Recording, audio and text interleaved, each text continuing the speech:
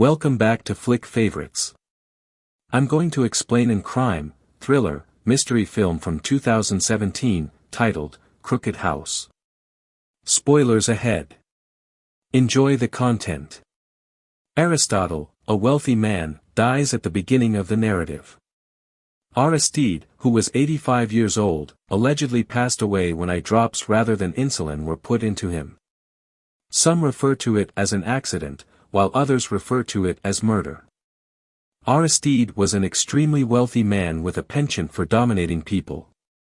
The following scene features Charles, an extremely skilled investigator. Sophia visits Charles at his office since she is Aristide's grandchild. Sophia informs Charles that she believes her grandfather was murdered and that the perpetrator is a member of the family.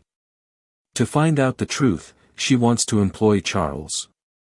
Charles, however, refuses the invitation because of his prior connection with Sophia. At the time, he was unaware that Sophia was Aristide's grandchild. When he was asked by the authorities to spy on her, he learned about her. He refused the directive and quit his work. They eventually split up. After Charles rejects the offer, his mate approaches him and begs him to change his mind, claiming that the case will garner him a lot of attention and lead to many other cases as well. He agrees and contacts a buddy who works for the police to get all the information he needs. There is not much information available since the family is too powerful for the police to intervene in the case.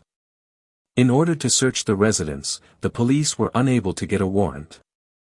After that, Charles visits Aristide's estate where he meets Edith, Aristide's sister-in-law. Following the passing of her sister, Edith had traveled there to look after the kids.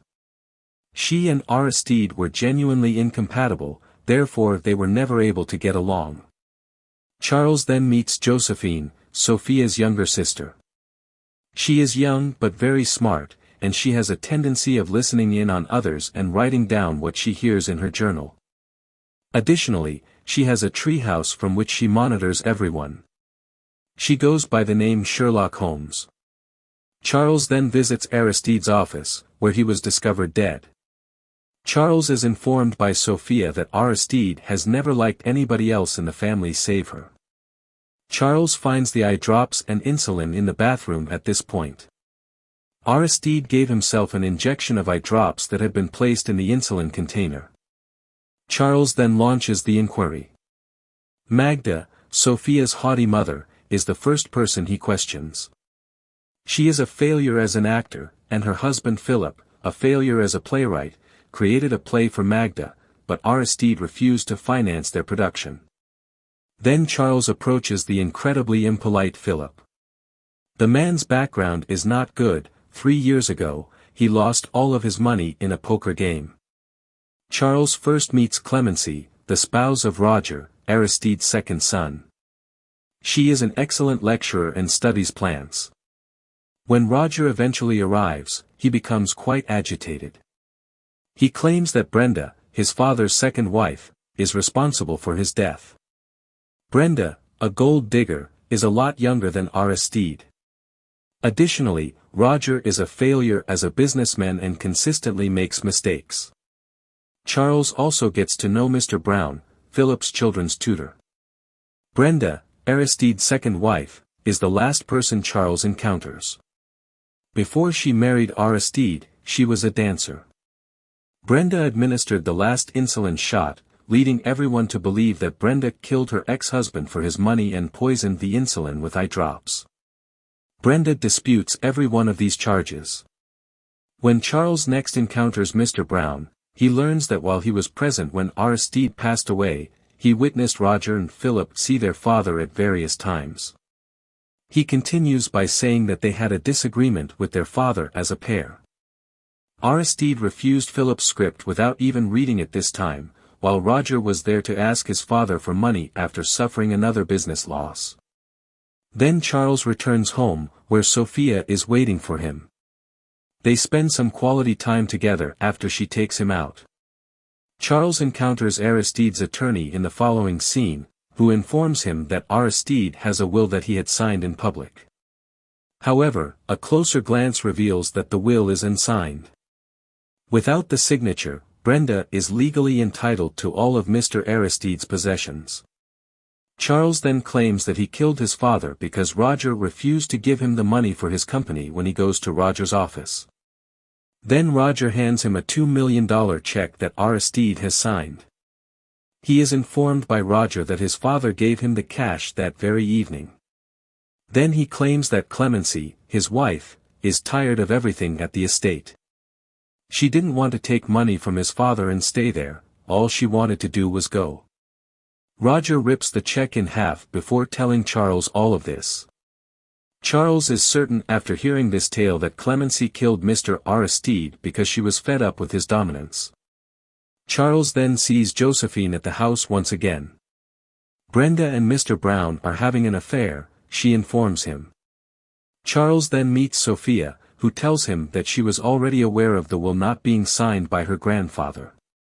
She claims that she is also aware of Brenda and Mr. Brown's relationship and that Aristide is also aware of the relationship because he hired Mr. Brown to make Brenda happy.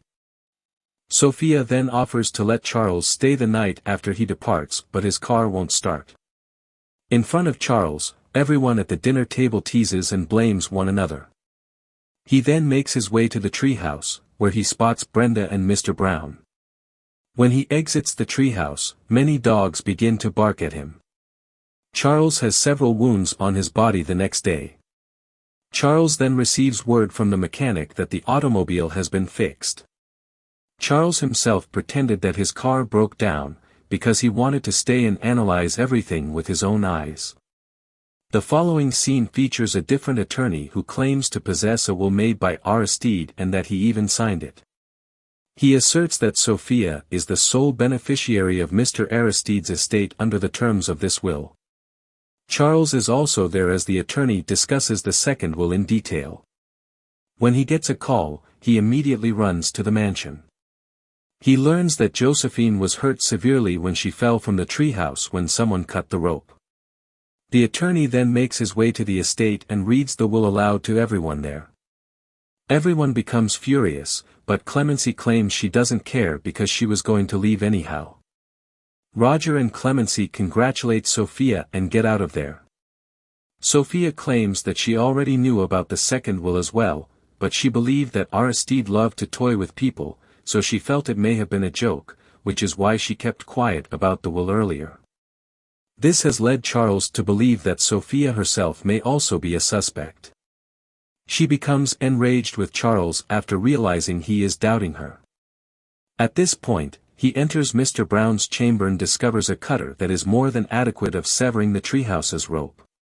Then he discovers many letters that Mr. Brown had sent to Brenda.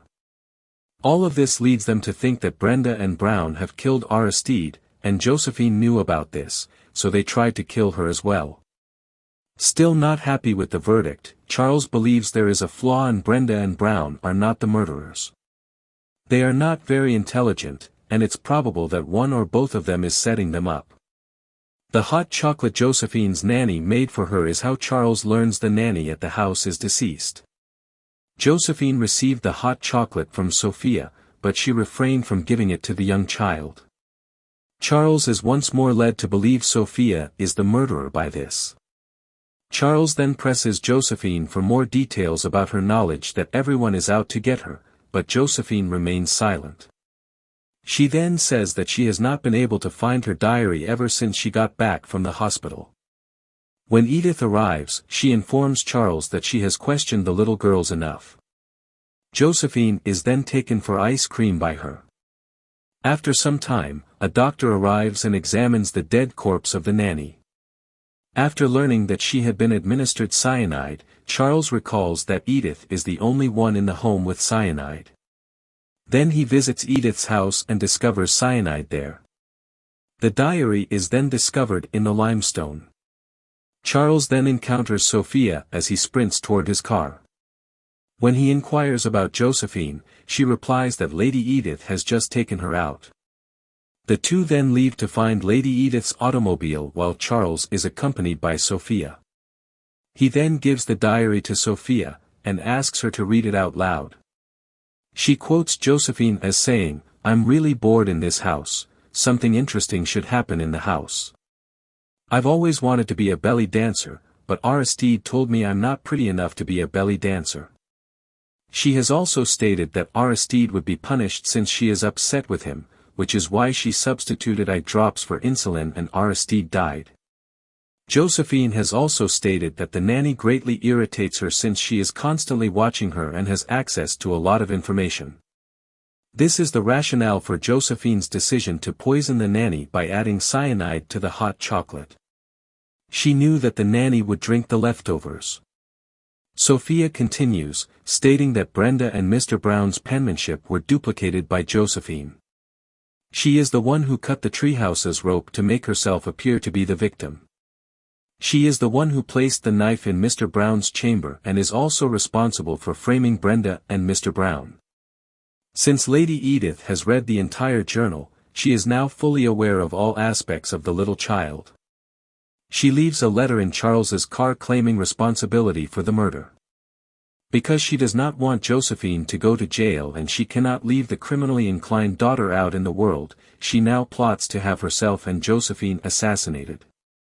Edith's automobile crashes into a ditch, killing both of them just as Charles is about to catch up with them. Thank you for watching. Hope you enjoyed this video. Don't forget to subscribe if you want to stay updated on future videos. Leave a like to support the channel.